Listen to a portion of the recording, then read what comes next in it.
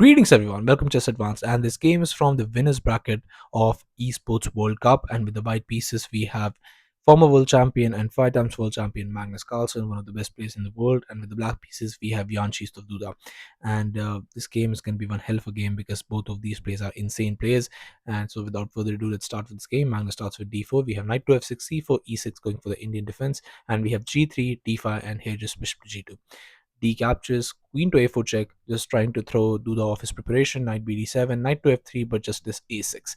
Knight to c3, c5, bishop to f4, and here just knight to d5. And we see a trade in the center, knight captures, e captures, and just a queenside castle by Magnus, and here just b5. And already the structure is looking very scary. Queen to c2, but here just bishop to b7. We have e4, bishop to e7, we have e captures, and here just castles. And here rook h3 those rooks are looking very much scary now. Bishop to f6, but now targeting that pawn, but just his bishop to d6. And because of that now knight being awkwardly placed, now you're able to hit the rook, and there's pretty much nothing you can do about it, because here after c captures, you don't want to allow that pawn push to exist. If you capture right now, and after queen captures, that pawn is jumping forward, and if that pawn jumps forward, white's position immediately crumbles just after a few more moves. So you don't want to allow that. So here knight captures, and that knight is definitely going to be jumping spaces if you allow it. But here bishop captures, rook captures, and here the best move in this position would have been just to go for this rook to e8. And here after rook captures, you play queen captures, and here after queen to e4, now you play knight to f6. And here after queen caps on e8, now you play this rook caps on e8, and you get this position where the pieces are completely equal. Next you're going to play king to d2, and you can see that the position is completely equal. White is better because he has a pass pawn on d5 that no one can get rid of can get rid of in this position, and it's going to be a thorn in the position. So that's the only reason why white is a little bit better in this position. But in Magnus's hand, he just needs a little bit of touch, and the position would be absolutely winning. But here after rook captures, he played queen to f6. For some reason, I don't know why Duda played this, because I think he thought, I'm attacking the rook's gonna move somewhere back, and then the next move I'm gonna play this. But the issue with this is he just completely forgot about this one move in this position, which is this rook to h4. And now the mate is unstoppable, and you're also losing the exchange on the next move. So here h6 was played to stop the mate, but now bishop captures on f8. And here after rook captures, now here rook to f4 attacking the queen, queen to d6, and we have rook to d4, knight to c5, bishop to f1, and here rook to d8. But now in this, instead of this rook to d8, there was a faster way to attack white's king, which is this a5. And here after queen to d2, now you play this a4, just keep on pushing that pawn, queen to f4, trying to ask for a trade, but just queen moves. And here after rook to e5, now you play this a3, and you have to capture b captures, but just queen to a5, now targeting that and also going to capture that with a tempo. So here just guarding it. But now comes the amazing move in this position, which is c3, just cuts off that pawn's defense. And here there's pretty much nothing you can do. Even here just king to c2, so that doesn't come with the tempo because you cannot save it. So queen captures, now queen captures asking for a queen trade, but queen caps on a2, the queen to b2 defending, but now queen to a5. Now you can see that the white king is very much vulnerable, that rook is going to be joining the party. King has to go the other way around, try and save itself, and it's going to be very much difficult. That too, playing it like 5 minutes on the clock, it can get very tricky. So that's the way that Duda should have played this game. But here he went for this rook to d8 right away, and this just doesn't work, because here is queen to d2, queen to b6, and we have queen to e3, trying to go for that now, but it's a little bit too late. He played this bishop captures on d5, and here bishop to d2, and now you have to trade, because now that pawn is pinned. Sooner or later you're going to pile up, and it's going to be very much difficult.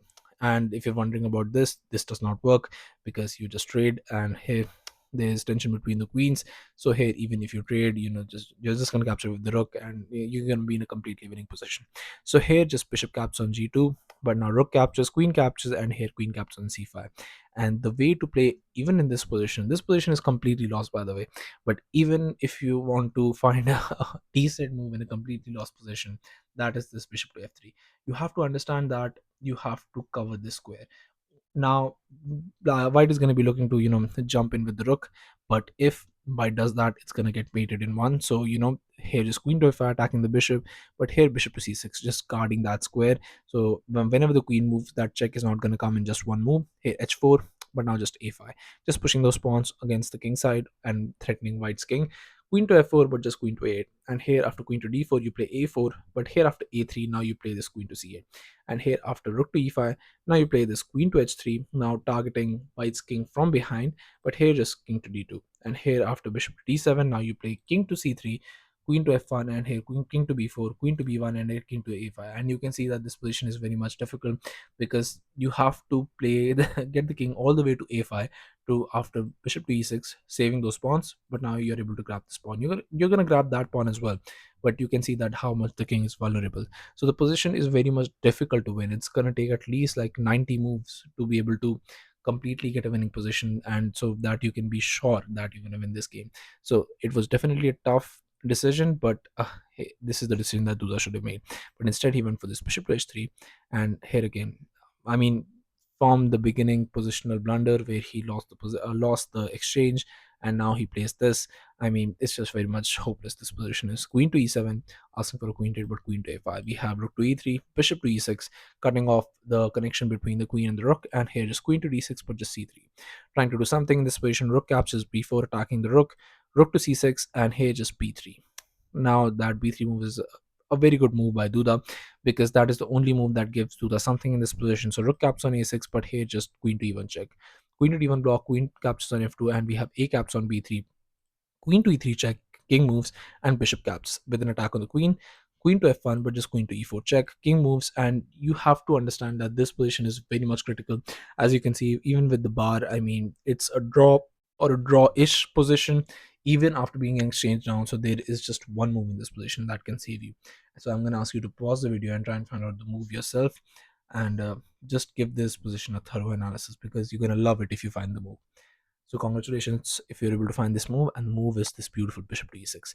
And the idea behind this bishop to e6 is very much clear, that you want to guard that a8 square, because if the rook check comes, king moves, you can see that this diagonal is going to force you to trade the queens.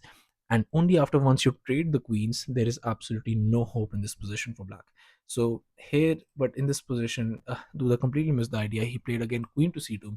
I mean, just inaccuracy, blunder, inaccuracy, blunder, and this just doesn't work because Magnus immediately spotted it. Rook to a check, king moves, queen to b1, and now you have to raid queens. Queen captures, king captures, here just f5, but here just king to c1, king to d6, king to d2, king to g5. But it's very much simple. You're gonna attack the bishop and you're gonna push those pawns, and it's gonna be win in a few more moves. Rook to b8 check, rook to b8, bishop to d5, b4, king to f6, b5, king to e5, b6. And it was on this move, on move 47, that Yanchi Duda resigned the game, and Magnus got this spectacular victory in just 47 moves. So yeah, thank you all for watching. I'll be coming back with such amazing games, so stay tuned to the channel, subscribe to the channel, and I'll be coming back very soon. So thank you all.